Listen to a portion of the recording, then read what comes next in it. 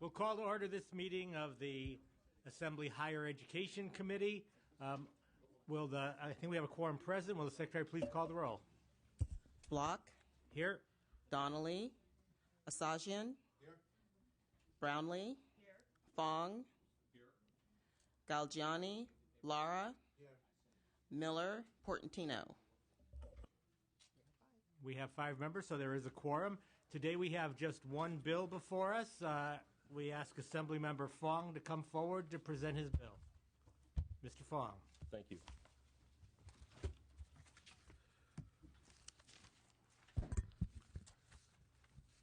Thank you, Mr. Chair and members. Thank you for calling this meeting. I really appreciate it. I'm pleased to present to you AB 970, the Working Family Student Fee Transparency and Accountability Act. I'm also pleased to be joined today in presenting AB 970 by the bill's sponsors, the California State Student Association and the University of California Student Association. Members, AB 970 is a very straightforward measure.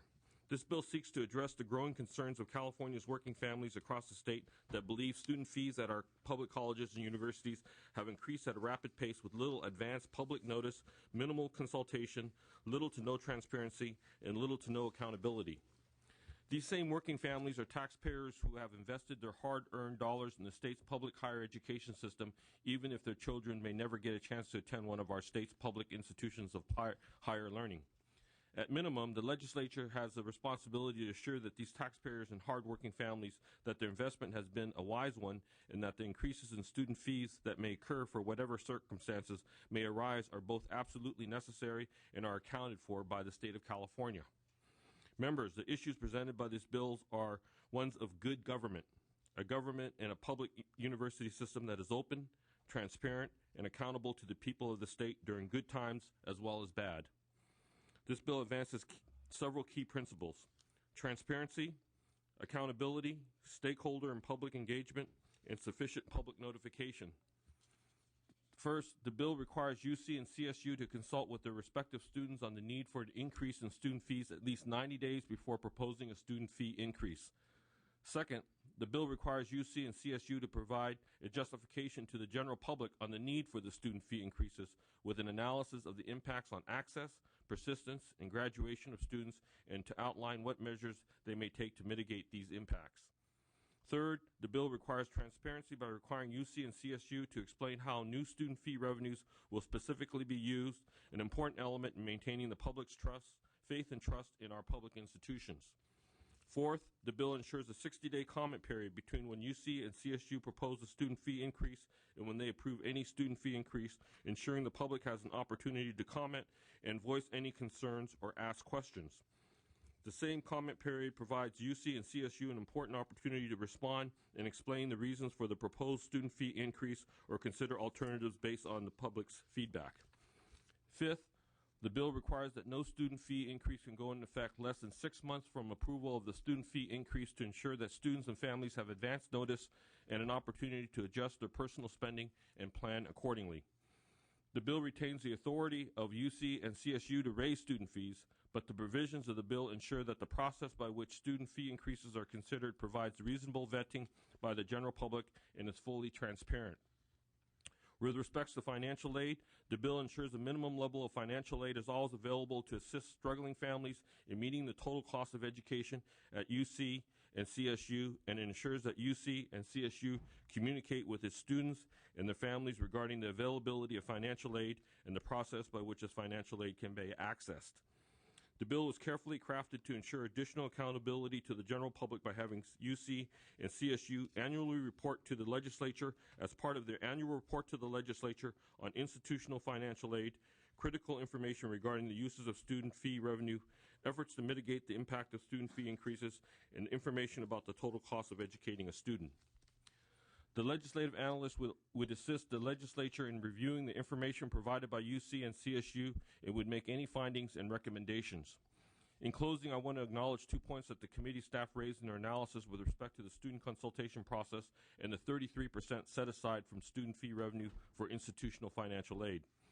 As the bill moves through the legislative process, I'm open to further defining the student consultation process, and I commit to clarify that the 33% set aside for institutional financial aid is intended to apply to new student fee revenues generated from increases in student fees.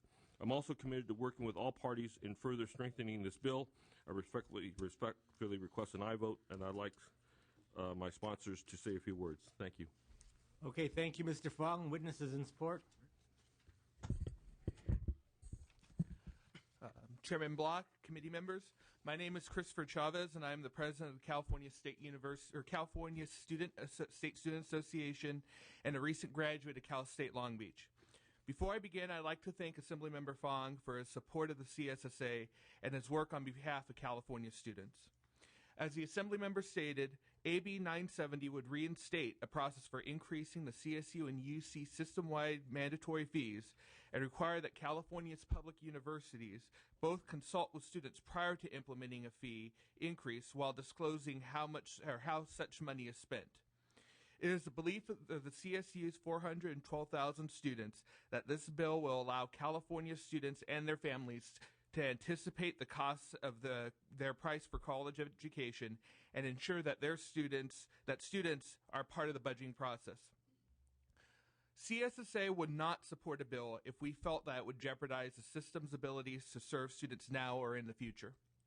It is important to note that AB 970 does not prohibit institutions from raising student fees. The universities would still be able to raise their fees. However, AB 970 requires them to do it in a way that gives our students time to prepare. We have seen fees increase over 240% over the last decade. In the aftermath of the dramatic 2009-2010 cuts, the student fees increased 32% in a single year. Clearly, this is a major burden to our students. With these spikes in costs, students can never be sure as to how much their college education will cost them. This is information they need to know when they have to budget it alongside with auto insurance, credit card bills, rent, and quality of life expenditures. Although this bill does not cap fees, we believe that AB 970 will help equip students with the knowledge they need to know. In the absence of a fee-setting process, students will have no way to factor in the cost of education, limiting their ability to access the best of what their university has to offer. CSSA also believes that AB 970 would help students in another realm, shared governance. California's higher education systems enjoy a unique system of stakeholder participation that is among the best in the nation. However, there's always room for improvement, and one change we are pushing for is to require student input in the system-wide fee-setting process. There is precedence within the CSU system for this practice. Executive Order 1034 requires that students participate in decisions regarding campus-based fees through referendums, student fee advisory committees, and alternative forms of consultation. Students are also informed of how these fees are spent and can participate in the distribution process of these funds. Serving on many of these committees in the past, and when I say this, I mean this in the best way possible, it's truly shocking to see what our universities spend on, not because you find waste or things like that, but because you see what actually goes into the institution, what it takes to run our academic programs, but more importantly, seeing the commitment to student academic success. Students need to have access to this information at the system-wide level so that they have the confidence and faith in their institution. AB 970 gives students a major step forward by institutionalizing good policy throughout the system, student involvement in the decision-making process, and fiscal transparency. Truth be told, we aren't interested in participating in a finger-pointing game, and we don't believe that the different segments of higher education in the legislature can't work for proactive solutions for California students. We are not going to play a game of tit for tat, and we are well aware that the administrators of the CSU and UC take no pleasure in raising student fees, just as the legislators don't enjoy being in the position of choosing to fund higher education or other vital state services. But at the same time, I don't enjoy telling my fellow students that they need to scramble mid-semester once again to pay their newly increased fees. California's Master Plan for Higher Education declared that a tuition-free higher education is in the best interests of the state and should continue for all residents. This is a plan that made it possible for Silicon Valley, the biotech industry, and ensured that California would be a leader in green industries. However, we've moved so far away from the master plan, we are at the point of deciding whether we're going to charge fees or charge tuition. Regardless of what we call it, it is a burden to our students. Perhaps my greatest hope for AB 970 is that it will begin a greatly needed conversation about the higher education in California and its commitment to accessible, affordable, and high-quality public education. Thank you for your time. Thank you. Next witness. Good morning, Mr. Chair and members. My name is Jonathan Lee, and I'm a third-year student at the University of California, Merced, and a member of the Board of Directors of the UC Students Association, the official voice of over 200,000 students in the UC system.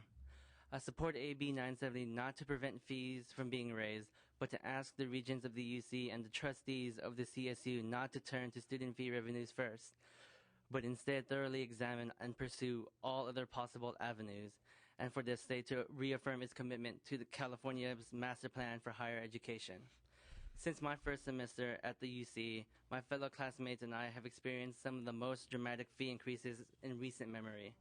I'm extremely fortunate to have a family that had the ability to plan for both my older brother and I to attend the UC, but the disparities between our experiences is staggering. In 2002, my brother's first year at UC Irvine, it cost under $16,000 to live on the campus. My first year at UC Merced cost $24,000 and is now inching closer to almost $30,000, nearly double the total expenses my family once paid. Entering my third year, I am still struggling with the idea of attempting to graduate early and truncating my undergraduate experience in the name of solely saving money. It is an extremely difficult situation for students right now. We understand it might not be possible to prevent some sort of fee increases absent significant additional revenue, but it is possible for us to know at least 6 months in advance when fee increases are coming, the university's reasoning for why it is coming, and to reinstitute a reasonable process of consultation and notification without posing a substantial risk to the quality of a UC education. The regents have the ability to plan ahead and follow a clear and transparent process with students and the public, and to really think critically about their fee increase proposals. Student fees should be one of the last places that the UC and CSU looks towards as a solution, not the first. Students and families want to keep the vision of the master plan alive and deserve to make their voices heard and have the ability to plan accordingly when it comes to student fees. I respectfully ask you to support AB 970. Thank you for your time. Thank you. Are there any other witnesses in support? Please come forward, state your name and organization, if any, you represent. Good morning, Chair Block, members. It's always a pleasure to speak before you. My name is Reed Milburn. I'm the past president of the Student Senate for California Community Colleges, and I do stand in support and urge your aye vote on this. Thank you for your time. Thank you. Chair Block and committee members, my name is Brandon Sisk, and I'm an alumnus at Sacramento State and a board member of the California State Student Association. And I respectfully ask for your support. Thank you. Any other witnesses in support? Witnesses in opposition, please come forward and take a seat at the table, and you'll have as much time as you need. Since we have just, that's dangerous for Karen. But since we have just one bill, I've given the witnesses the permission to go ahead.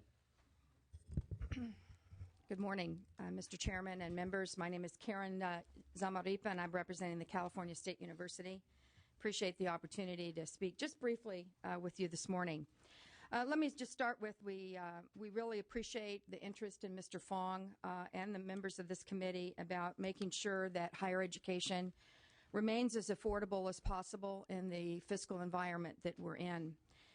At the same time, we are a little concerned about the last-minute nature of this proposal and really not having any prior notice about the discussions, whether it was my student leaders who meet with the chancellor probably on a weekly basis, or just the introduction of the bill in this short notice. Here's the issue. Nobody, as Mr. Chavez indicated, nobody on my board of trustees relishes the thought of raising fees any more than all of you relish the thought that you have a budget in front of you that is cutting CSU and UC each by $500 million. You also have a budget in front of you that potentially could be $1 billion. Now, for CSU, that's 32% budget reduction in one fiscal year. It would have been fabulous if we had prior notice of that. It would have been great for the board to be able to plan ahead and anticipate that that kind of devastation was coming forward. And in some ways, we actually did, because we raised fees for this coming fall last November so that we did give notices to families and parents with as much lead time as possible. But the reality now is that if we face another $500 million cut, there are very few choices. It's not that we jump to fees because we enjoy it. At this point, we've already eliminated about 4,500 human beings that are serving students at our campuses. Fees were not the first alternative. We have eliminated positions. We have increased workload. We have eliminated a number of course sections. We've cut on non-state or non-institutional programs. We're not investing in our capital outlay anymore and haven't for years. So to suggest that that's our first response is probably not completely accurate. But it really we have limited options, especially as volatile as the state budget has become. We don't object to consultation, and we don't object to having some kind of reasonable notification for students. But this bill does not provide that. This bill says we have to make a decision about fees a year prior to implementing them. So we're going to make decisions about fees prior to even having a governor's January budget, let alone any action by this legislature. And what this bill says is if we don't do that, we can't do anything else. So if it's a mid-year cut or the budget is substantial in its reduction, that year notice has to hold. That's the way this bill reads. It does not provide for any recognition that the volatility is as much on the state side as it is on what's unfortunately happening with students and parents. The relationship to fees is directly related to general fund, almost dollar for dollar at the CSU. And while we all would love to have only a $33 fee, which is where we were in 1960 with the master plan, but the reality today is our students are paying $5,400, and that shift is because of the state general fund drop. So I think we understand the issues, agree that there's validity in the argument that we need to do better consultation and notification, but this bill is a very extreme proposal to do that and substantially limits our ability to respond to the budget that you provide us. Our options really are laying off people, not taking students. If we had to take the $500 million hit in students, it's 85,000 students. That's our reality. So we respectfully oppose the bill as written. As we've indicated to the author, there's several other structural issues, not just the notice, that we believe are problematic, some of which he's mentioned, others have not yet been discussed, that we believe need to be addressed before this bill gets anywhere near becoming new law. Thank you. Thank you. Next witness. Yes, thank you, Chairman Block and members. Steve Juarez with the University of California. Appreciate the opportunity to be here today. And while we believe that the idea and the concept of student tuition and a fee policy around that is very important to all Californians, we have significant problems with this bill. Let me just say that beginning with the preamble amazingly fails to recognize that the primary reason that we've had significant fee increases over the last couple of years, and in fact throughout the last 20 years when we've had a fee increase, it's been primarily due to a disinvestment by the state in higher education and university in particular. The preamble also fails to recognize, I think, the Herculean efforts of President Mark Yudof and the Board of Regents to ameliorate and address the issues that are raised when we have to increase student tuition. We've created something called the Blue and Gold Opportunity Plan, which this year alone will cover the fee increase for any student who comes from a family that makes $80,000 or less, and for this year will cover families up to $120,000. So we're reaching out and trying to do our best. In addition, we've created a scholarship program called Project You Can that's seeking to raise $1 billion for middle-income students, because we recognize that it's just not the poor and low income who are suffering under the weight of tuition increases, but also the middle class. And so we're trying to address that as well. Again, nothing in the bill would suggest that we're doing anything relative to those two issues. But let me turn and get into a little more of the specifics relative to the codified sections of the bill. First of all, it's imperative to point out that tuition setting does not take place in a vacuum. It's clearly responsive to the situation that we face with the state relative to the state budget. And to suggest that we're going to have a student fee policy and not do anything about the primary driver of that policy, to me, seems ludicrous. That you're basically asking the segments to ignore the fact that the state may or may not be providing additional funding or taking away funding, and we're facing the specter of another $500 million reduction, and not be able to take that into account in a fairly short fashion. We are willing to abide by reasonable efforts to have notification. In fact, as Karen mentioned, this year we did adopt the fee in November. That's 9 months ahead of our semester programs and 10 months ahead of our quarter programs. And we said very clearly that we were anticipating a significant cut from the legislature. We had received intelligence from the administration that we were likely to be subject to a significant cut. Unfortunately, we don't always get that much notice, and we don't always know how much that cut's actually going to be. So we have to react very quickly and very readily to, in fact, make up for any losses that we may suffer if the state starts to invest. This measure also places restrictions in terms of that timing that's needed. 11 months to a year would be incredibly difficult for us, and that's going to have a couple of consequences, almost all of them negative for students. First of all, to the extent that we would have to wait a whole year, that means the subsequent year you're going to really see a spike. We're going to have to raise fees so significantly to address the fact that we couldn't raise them mid-year if, in fact, we took a cut from the legislature, that you will see the subsequent years, you're just going to increase the spike is what you're going to do, and because we can't spread it over time. We have to absorb it all at one point. The other impact would be that if we can't do it all with fees, we'll have to go to reductions, and those reductions invariably are going to involve our instructional program. That means that it'll take students we'll offer fewer courses, fewer class offerings.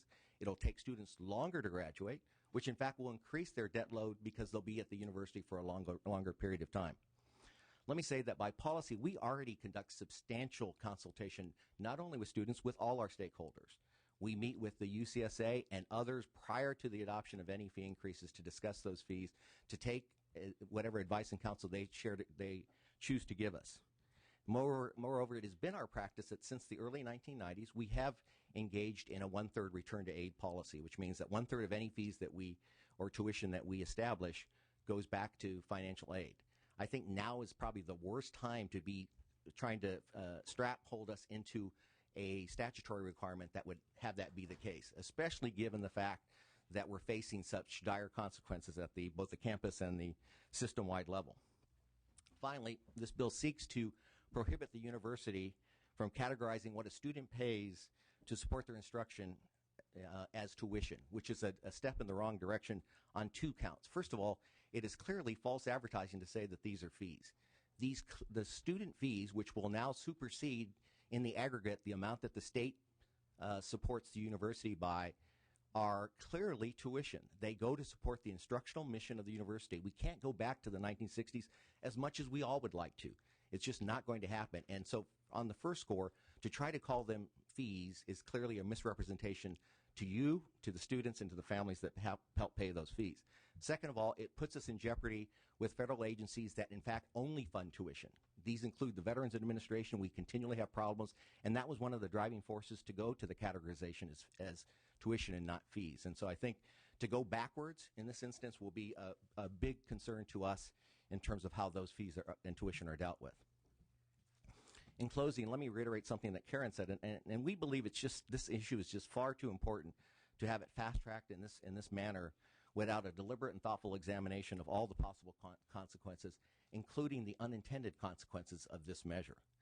Let me just say that and be very clear that the best way to address what the bill calls for, which is low and moderate fee increases, the best way to address that is to have a state system that's supporting higher education. And I can't be any clearer than that. And for those reasons, we would ask you to vote no on this bill. Thank you. Any other witnesses in opposition? Seeing none, we'll take questions or comments from members of the committee. Mr. Sajjan. Thank you, Mr. Chair. Listening to both sides, I feel like there is room to ease off the pain and maybe produce something that there is a middle ground here. Obviously, you like the bill, but you have problems since you haven't had opportunities to work with the bill, if I'm understanding you I can interrupt for a correctly. second. I'm not sure what's happening up here. We've heard from witnesses in support and opposition, so there should be nobody new at the table. And at this point, we're moving to committee questions. So if the author has folks that want to respond to committee questions, they, of course, can at the author's request. I have no position, but I want to clarify something that was offered to the committee on behalf of the Student Aid Commission. Oh, okay. I wish you would have come up at the appropriate time, but Sorry. go ahead, introduce yourself, tell your organization, and give some brief clarification. Thank you very much, Chair Block. My name is Lori Niger. I'm with the California Student Aid Commission, and I'm asking the sergeant to pass out a letter. It had come to our attention that you had received a letter of opposition from the University of California, and that it had used the term acceptance of the California Student Aid Commission in regards to the terminology of changing fees to tuition. I just want to make sure that you understand that our commission has not taken a position on AB 970 or the specific aspects of it.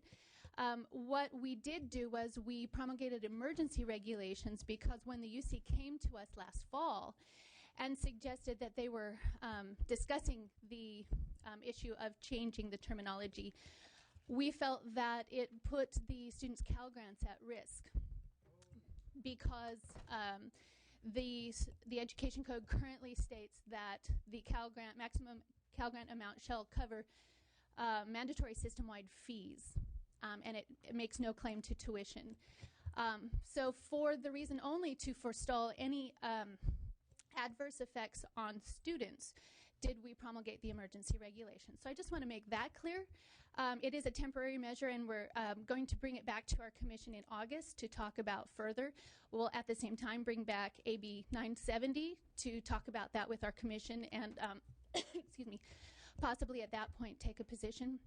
Historically, our commission has been supportive of tuition policy establishment that is moderate and predictable.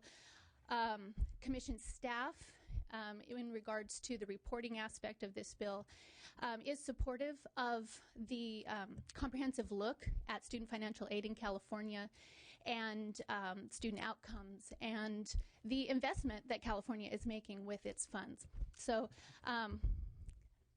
thank you very much for the opportunity I at this late appreciate stage. your clarification. Thank you very much, and you all have a copy of a letter from the commission. And Mr. Sajjan, I do apologize for interrupting you. If you can continue. Thank you. I heard the university say that you don't agree as written. Have you brought any amendments to our attention as if the language was changed for us to consider, or if there has that been communicated with the author? Well, let me just respond. First of all, we don't like the bill, so I want to be clear. What I testified to is that we were interested in having a conversation about notification and consultation. The bulk of the bill are not those two issues. Those are the way might be represented, but the bulk of the bill is far more substantial than that, and we don't agree with any of those other provisions. So we oppose the bill. What we've indicated is that we're willing to have a conversation appropriately about better consultation and notification. So I just want to be clear on that. Okay, thank you. As it relates to this bill was amended over the weekend. We met with Mr. Fong yesterday to articulate our concerns, and I think that our letter does that. But no, I have not drafted explicit amendments. I think our letter articulates what the concerns are with such late notice of the bill being in print on Friday night after midnight. Thank you. If I may continue, Mr. Chair, I also heard you say that to notice the 11 months or a year is not appropriate.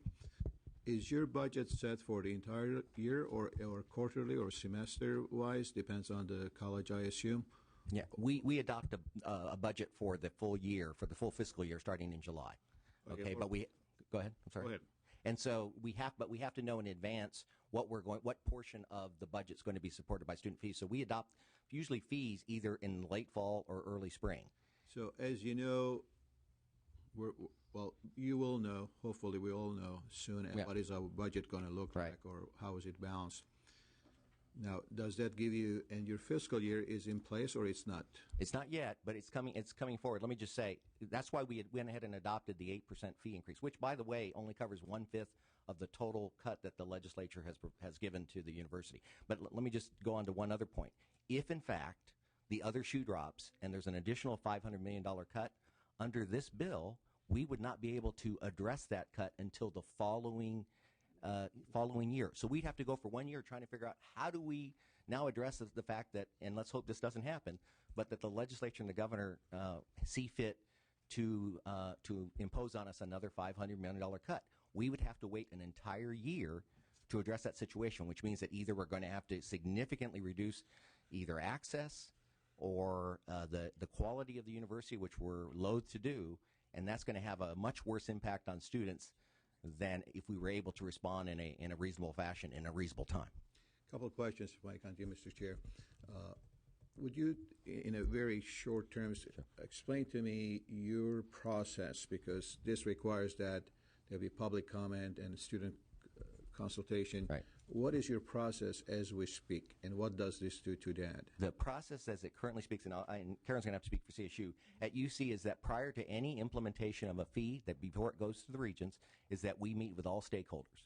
We go through and say that the president's office, because it's the president's office that will actually propose the fee to the regents, will take into account the views and the perspectives of those folks who are going to be most immediately affected. It's students, but it's also beyond students. It's the faculty, our staff.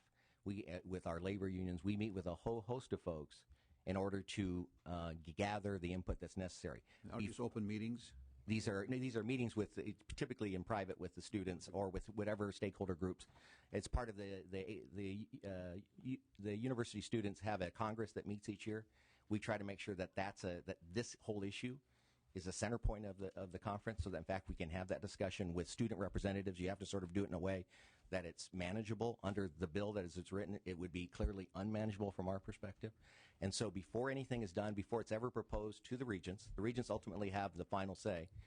We will take into account all perspectives. Okay, one final question. I don't know if that's appropriate for our guest, Mr. Chair, or maybe our staff.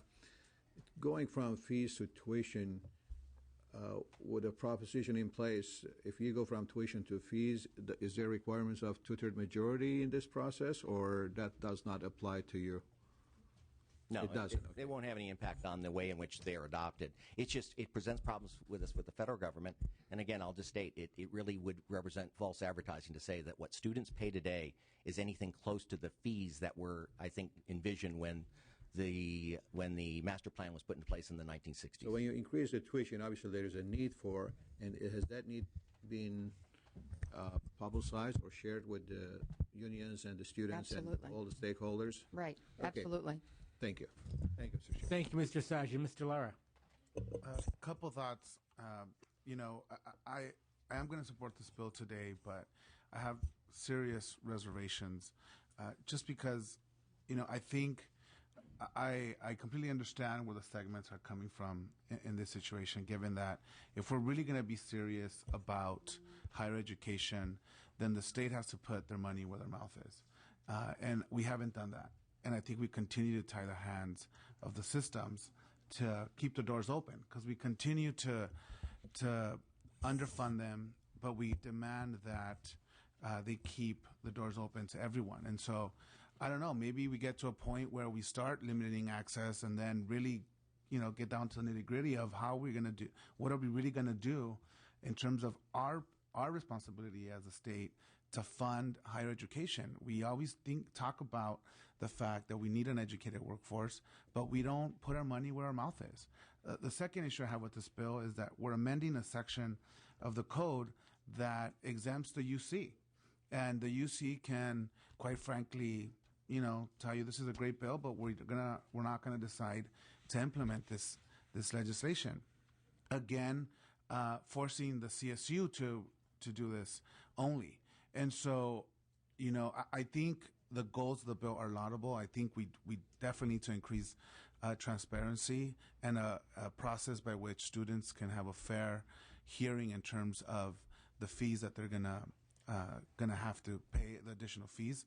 I am also, the other issue I have is in support of the bill is that we're gonna prevent these mid-year student fee increases that I think really hamper our students that have to budget for a year and all of a sudden, now are stuck with another bill halfway through their year. Again, highlighting the issue that we haven't done as a state the job that we need to do. And again, you see the segments clamoring in terms of a piecemeal approach to the fact that we haven't done anything to address the master plan for higher ed. I think this is a greater discussion that we need to have in terms of what the systems are going to look like in the next 5 years. Maybe we can't predict, given technology, of where we're going to be 5 or 10 years from now, but we need to have a conversation of how we're going to address the current the need that we have in the state to provide an educated workforce to meet the demands of our business and our industry. And I want to make sure that our students are prepared to do that, but that can only happen if the state ponies up and takes the responsibility for educating and providing the resources for our systems to continue to educate our students. And I'll tell you now, if I was a CSU student now, I could not afford to go. And so we continue to price our students out, and that's the responsibility of all of us. I now, as part of the legislature, I take blame for that because I don't think the state has done an appropriate job of really prioritizing, education in the state at all levels. And so I think we need to have a serious conversation. I am going to support this bill because I think the direction it's going in terms of transparency for student fees, I think is laudable.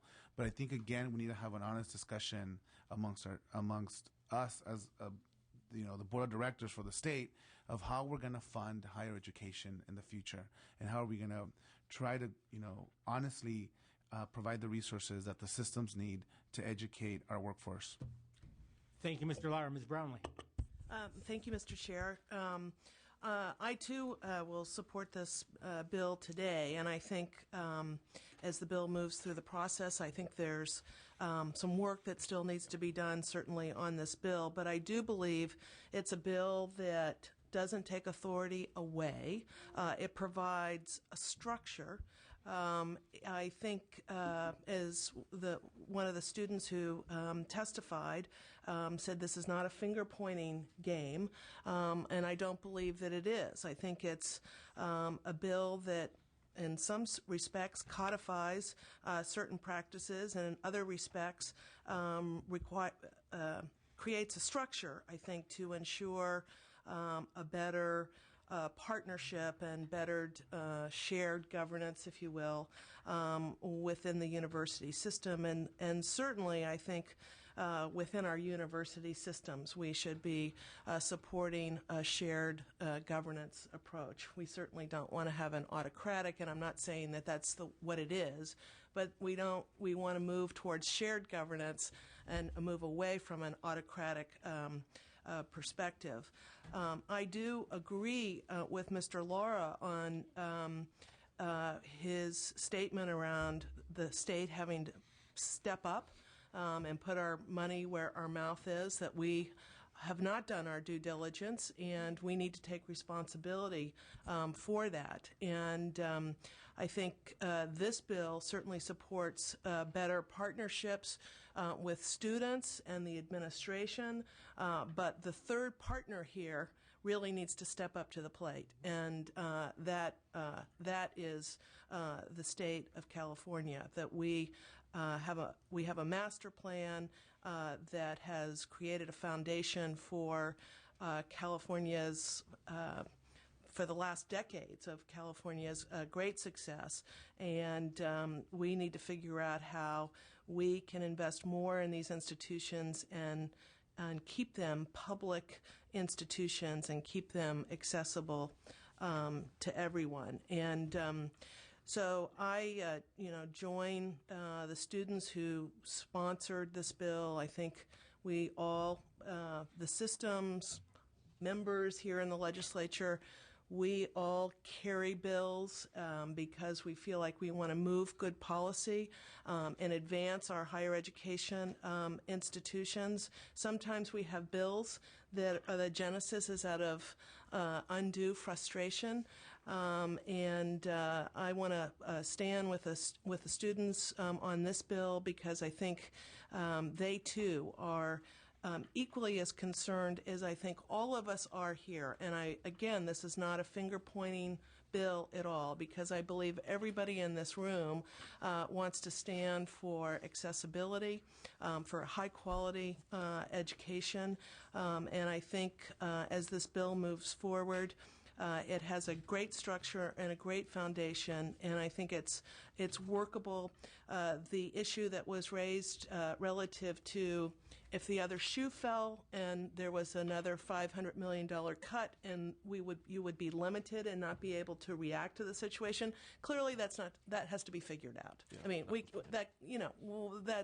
we can't set up a structure like that. Right. But I think the overall philosophical structure here is a good one, and I thank you, Mr. Fong, for bringing the bill forward, and thank the students for sponsoring an important piece of legislation like this, and I will be supporting the bill today.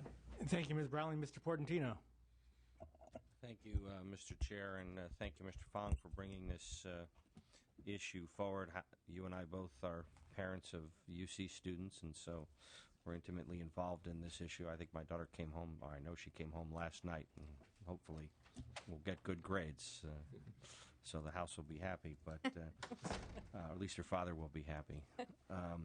But this is a very important issue, and the comments of Mr. Lara, Ms. Brownlee about making sure that we invest in education, and there are efforts underway to prioritize, and I think that's the key phrase is, in the last 5 years, we have crisis managed. We've had 6 months. How do we get to June? How do we get to January? How do we get out of the crisis of the moment? And it is incumbent upon us to set priorities, and there are, budget reform measures that are in the mix. So I guess it's incumbent upon us to embrace some of those stabilizing reforms and make those come a reality. Obviously, pay-as-you-go form of budgeting would force us to say, is education a priority or not? Rather than just leave that on the shelf, we should actually enact those reforms to do that. I think the institutions also bear some of the I hate to use the word blame or troubles in when we read about administrative raises at a time when fees go up. That's got to stop. We can't be giving out administrative raises, and the institutions can't be opposing every single measure to try to rein in some of those issues. This is a shared problem that has to have a shared solution, and involving the students in that discourse is important. Having transparency in that discourse is important, but it's hard to fight for resources for our institutions of higher education when we read in the newspaper about exorbitant compensation packages. And again, some of those have slowed down, but in the last 5 or 6 years, there's been a number of articles about those type fiscal issues. That has to stop, and we have to work together to prioritize higher education and make sure that every California student is made good on the promise of the master plan. So I think this is a good step. I think it furthers that conversation. I look forward to seeing how the author works with the segments as this goes through, because it's better to have everybody working together on this problem than working against each other. But I think there's enough blame for everybody. Let's be proactive and work together to solve the problem. So I'm going to be supporting the bill today. Thank you, Mr. Portantino. Mr. Session. Thank you, Mr. Chair, and I apologize for taking a lot of time here. I appreciate Mr. Portantino's being a father, as I am myself a father of a UC student. Both my colleagues, Ms. Brownlee and Mr. Lara, bring in good points that needs to be further discussed to make this a better bill as it moves forward. Mr. Lara's point of view that if you're a student or a father of a student going to school and you have somehow planned out your budget and in the middle of, if it's a semester or a quarter, then it goes up, where do you go from there? So that's an issue that needs to be addressed. On your side of the fence, as Ms. Brownlee brings that, what if the other shoe drops, then what? Are we giving you the flexibility to address that issue? And when is the proper time to do that? With this bill moving forward as is, it ties up your hands for an entire year. Now, I don't want to tie up your hands for an entire year, nor do I want to put a student in a bind for an entire year, not knowing exactly how are you going to raise it, when you're going to raise it, and where those the money applies, because I have same problems when I talk to my constituents is if taxes were to be raised, where are the details as how we're going to spend it or what kind of gaps we're going to fill in. So I'm torn between going one direction to the other, and if I was to support it here today, I will still reserve the right to oppose it on assembly floor if some of those questions are not answered properly. Thank you. And thank you, Mr. Asajian. I want to thank all the members for a very thoughtful discussion. I've got a question, a couple of comments. Ms. Emmerper, were you here during the Matty Dills era? Now, Matty Dills, as I understand it, gave a 10-month window where you had to approve change 10 months in advance. How did that work? Well, Mr. Chair, I started with the CSU in 1991, and we went through a period of time where we had double-digit fee increases, 20, 30, and 40% in one of our last budget crises. The way it worked is that the legislature would put 3 words into the budget, in lieu of, and we'd raise the fees in the budget. So we didn't give students that 10-month notice. We only did that, I think, in 2 years. It capped it at 10%, so it was moderate predictable, and you did include it as part of your budget request. But my point here is that in most cases, except for 2 years that I know of, we set that statute aside. So there was this unknown for students living with it. Understandably, not good when you have to set something aside, and you both talked about the emergent nature of this. However, I would assume that in lieu of or notwithstanding could still be done in an emergency situation even with this legislation? Yes. Technically, yes. Okay.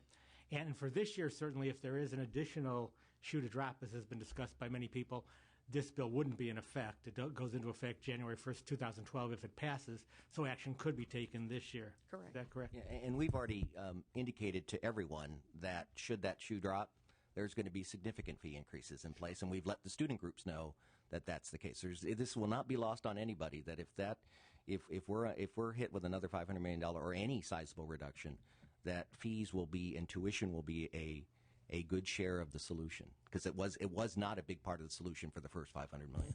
Understood. And point being, for the purpose of this bill, that this bill won't block taking that action. You're exactly right. This bill is clearly a work in progress, Mr. Fong. Appreciate your bringing it to us, but at this late date, I guess I have to take a leap of faith that as this bill proceeds, if I support the bill as it proceeds through the Senate, there will be arguments from the systems, and they will be heard, and there will be a chance to modify the bill. At this point, I really do sympathize with the system. Having hands tied in this difficult economic times is going to be terrible to deal with. And I do take the position that, having been a professor for 26 years at San Diego State, I mean, I know that affordability is a good thing, but access can be restricted by making things too affordable. And if you can't raise fees when you're hurting, as was said by the segment witnesses, you have to cut classes. At least that's one alternative, and it's becoming a very real alternative as whatever fat there might have been, and I don't think it was fat, but whatever other supportive services have been there have been trimmed. And if you cut classes, if students are paying a little bit less every year, but have to take another year or two to graduate, you're not only paying additional fees or tuition, whatever you want to call it, for those couple of years, but you're missing out on the opportunity to earn money those couple of years, and that actually costs the student much more in the long run. So I understand the balance here, and I value access and affordability. The two sometimes have a hard time existing together. Having said that, last year, I talked to this committee last year, San Diego State, you may remember, cut admission at the very last minute to students with no community input. So I ran a bill, AB 2402, which this committee in its wisdom passed, made it off the assembly floor, signed by the governor, and improves transparency in the process when a CSU campus is doing something that will potentially harm local students in the admission process.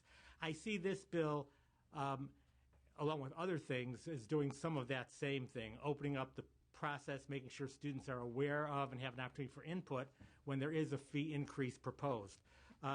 So while I've mentioned my concerns about the bill, I do value transparency in this case very much, and I'm going to support the bill. I think we may need you. We mentioned the master plan. Both of you did, I think, Mr. Lara and Ms. Brownlee. And there was a master plan committee last year. Maybe we need to revisit that as we see that the economy of the state is not allowing us to support higher education at the rate that we all wish we could. So maybe we'll revisit that. Again, as the bill makes its way through the process, I'm sure the systems will have more opportunity to weigh in. And Mr. Fong has already said that he will take an amendment to the current wording of the bill to show that the 1/3 set aside for financial aid will be from student fee increases, not from all student fee revenue. And he assures me he will take that as the bill moves along, although it's not part of the motion that we will have on the floor for today. At this point, I'll ask Mr. Fong to close, and then we will need a motion, a second, and a vote. Mr. Fong? Well, I think you covered everything. I mean, it was great. It was great dialogue from everyone. I appreciate everyone's comments, and I'll take everything into heart, and I'll improve this bill as it goes along the process.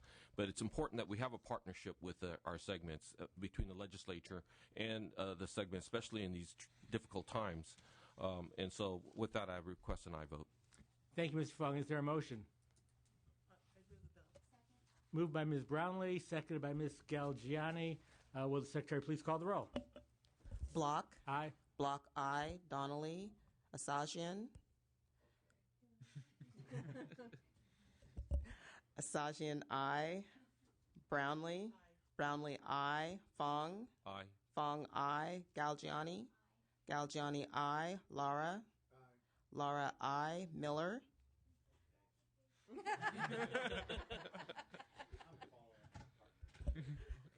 Miller I. Portantino. Portantino I. That's 8-0. 8-0. The bill is out. Thank you, Mr. Fong. And that concludes the business on today's committee agenda. So we will adjourn the meeting.